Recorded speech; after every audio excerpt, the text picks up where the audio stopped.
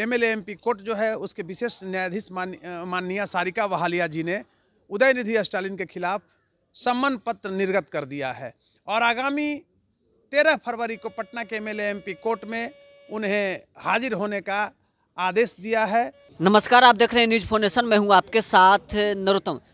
उदयनिधि स्टालिन पर पटना के कोर्ट में मामला दर्ज किया गया था। अब उदयनिधि स्टालिन के जो मुश्किलें हैं वो बढ़ने वाली है।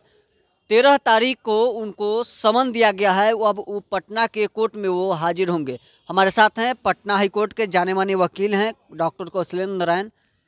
आप याचिकाकर्ता हैं, अब उनको बुलाया गया है। 13 तारीख को समन भेजा गया है।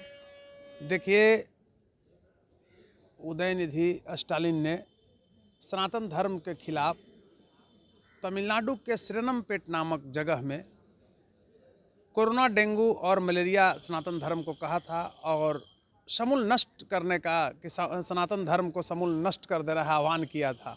राजनीतिक उद्देश्यों की पूर्ति के लिए वो देश में दंगा भड़काना चाह रहे थे। 2 सितंबर 2024 को यह मर्यादित उनकी टिप्पणी थी।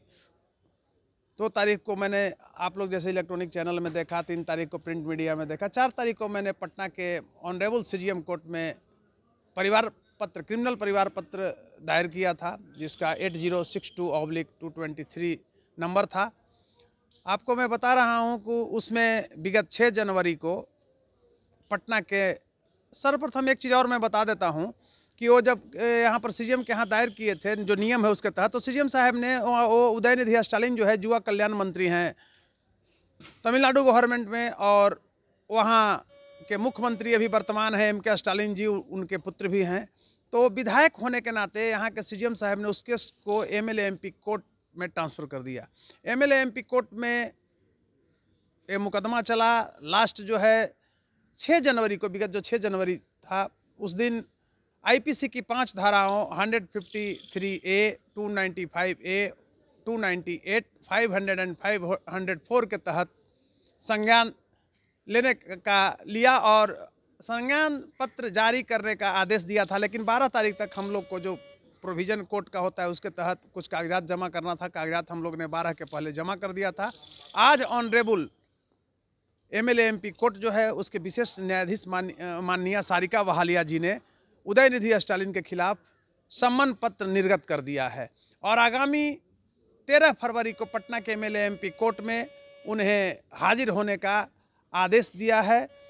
जिस दिन हम सुने थे कि उदयनिधि स्टालिन ने इस तरह का भाषा का प्रयोग किया है, तो मैं एक चीज़ बताता हूँ, एक वकील के रूप में नहीं बल्कि एक देश के नागरिक के रूप में, सिटीजन के रूप में मैं बहुत व्यथित हुआ। माने इस रूप में मानिए कि मेरे अंदर दुख हुआ, क्षोभ हुआ और मौत सी मायूसी आई। मैं ये कहना चाहता हूँ कि law can not be challenge by anyone, it's upon than us,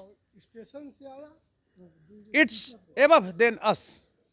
तो इस तरह से जो उन्होंने वक्तव्य दिया था, तो सनातनी लोग जो 80% आबादी देश की थी, बड़ा ही मर्माहत थे, क्योंकि मैं आपको वर्णित किया कि कानून की वैधता को कोई चुनौती नहीं दे सकता है, हम सबों से ऊपर है, कोई व्यक्ति नहीं दे सकता है। तक कॉन्स्टिट्यूशनल जो लॉ है उसके तहत आज सम्मन जारी हुआ है और 13 फरवरी को माननीय एमएलए एमपी कोर्ट की जो प्रभारी न्यायाधीश हैं श्रीमती सारिका वहालिया जी, उनके कोर्ट में उनको हाजिर होना है। अगर वो हाजिर नहीं होते हैं तो मैं फिर पिटीशन डालूंगा और जो सामान्य पब्लिक के लिए कुर्की जब्ती का प्रावधान है, धीरे धीरे फेज बाई फेज है, मैं शॉर्ट में आपको बता रहा हूँ उसके तहत। और एक चीज़ मैं कहना चाहूँगा कि 153A और 295A जो धारा है वो नॉन अवेलेबल है, उसके तहत 3-3 साल का सज़ा का प्रावधान है। 298 में 1 वर्ष का है, 500 और 504 में 6 माह का सज़ा का प्रावधान है। लेकिन अगर मुदाले का कंडक्ट अच्छा नहीं रहता है, कोर्ट के प्रति वो वफादार नहीं होते हैं, तो 6 माह का सज़ा उनको बढ़ाया जाएगा और 5 जो आईपीसी की धारा है इसमें जुर्माना का भी प्रावधान है। तो उदयनिधि स्टालिन को 13 फरवरी को आना पड़ेगा। और मैं एक चीज़ कहना चाहूँगा एक वकील के रूप में कि यह केस मैं वकील के रूप में नहीं लड़ा, बल्कि एक पिटिशनर भी मैं था, सनातनी के रूप में भी लड़ा। ये सत्य है, देश का नागरिक। देखिए, मैं बताता हूँ, धर्म तो किसी भी समाज के न माथे की पगड़ी होती है, धारण करने जोग होता है, सनातन धर्म धारण करने जोग है। और राजनीति पाँव रूपी जुतिया होती है, पॉलिटिकल पर्सन का तो कोई ठिकाना नहीं होता है, ये कब कहाँ कहीं कैसे बदल जाएंगे।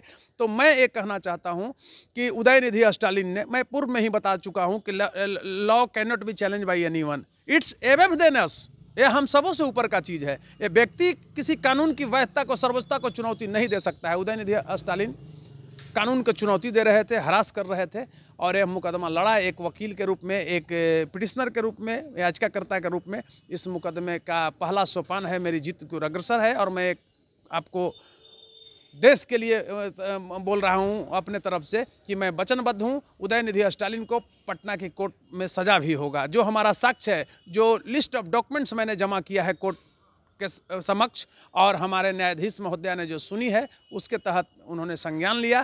तो ऑनरेबल कोर्ट का भी हम शुक्रिया अदा करते हैं कि देश में दंगा, हिंसा भड़काने वाले, अमर्यादित टिप्पणी करने वाले, चाहे वो किसी धर्म के खिलाफ बोलते हैं, कोई भी रहे, एक हिंदू भी अगर बोलता है, सनातनी अगर किसी के खिलाफ, तो उन पर भी कार्रवाई होनी चाहिए। क्योंकि एकता में और अखंडता हमारी देश की जो है एक पहचान रही है। तो भारतवर्ष में रह करके और यहाँ के भारतवासी के लोगों के खिलाफ बोलना, किसी धर्म के नाम पर किसी को मर्माहत करना, यह कहीं से भी न्यायोचित नहीं था। तो चलिए, अब उदयनिधि स्टालिन की मुश्किलें बढ़ने वाली है। 13 फरवरी को पटना के कोर्ट में उन्हें अब हाजिर होना होगा। अभी तक के लिए बस इतना ही। आप बने रहें न्यूज़4 नेशन।